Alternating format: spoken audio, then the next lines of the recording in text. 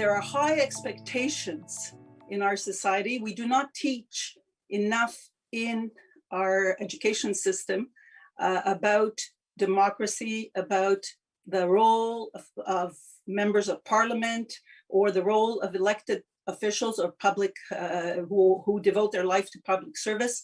I think we could do a better job, and I think the more informed the public is of what is the role, and it is public service.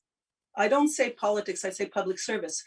We haven't reached the point where we have a fair balance between one's personal life and one's professional life, because as I've always said, politics is not a job. It is a commitment to service. You have to be passionate about it because your constituents' needs do not stop because it happens to be the weekend. The obstacles can be overcome. At the same time, we need to have an electorate also that realizes that there are limitations.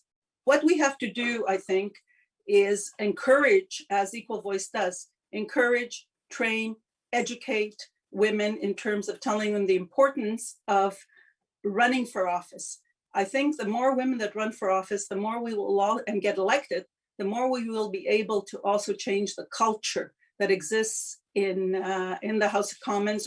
One of the biggest influences on my life was the first referendum in Quebec, where we all fought to make sure that this country stayed together. And I knew at that time that I made a difference. Being the first comes with a lot of responsibility. So when you're a trailblazer and when you are the first, the bar is very high, especially when you come from a community that had no women in leadership positions at the time that I was elected. I was the first, but I'm very proud to say I wasn't the last. And there are now 3 women from the Hellenic community that sit in the House of Commons, 1 NDP and 2 Liberals, and I'm very proud of that. I do mentor a lot of young women. So this is the 4 pieces of advice that I have for them. I call it my ABC plus D. 1 is be authentic. In other words, be yourself. Secondly, be bold.